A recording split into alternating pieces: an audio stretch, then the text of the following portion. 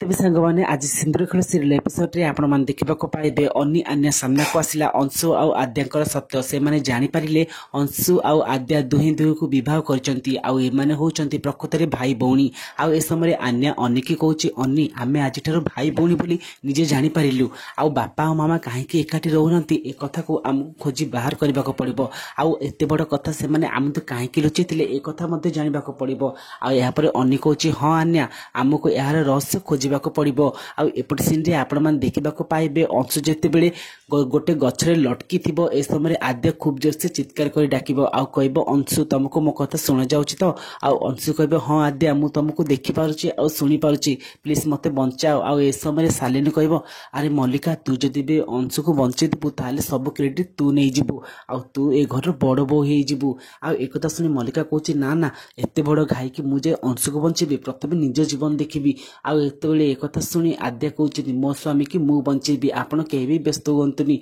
आउ से जाई गोटे दुकान रु बहुत गुडे बाना आनिबो आउ से बाना को गंठेई से आद्या अंशु आर को पकाउथिबो आउ ए समय मेघा से कहबो जे अरे आद्या तू ए सब कोन करूचु आउ एते बेले आद्या कहछन देखबा मते डिस्टर्ब करंतनी मु एबे मो स्वामी के बंचेबी आउ आपण जमा भी व्यस्त होंतनी अंशु को मु आपण पाखो भलरे फेरी आनिबी आउ साहसर सहित आद्या बाना गुडी को गंठाई अंशु को तल को फोपाड़े आउ आद्या मध्य निजे जीवे किंतु एते बेले समस्ते आद्या को मना करुथिबे फ्रेंड्स आपन को कोन लाउची आज आद्या कोन अंशु को जीवन को बंचाई पारिबो।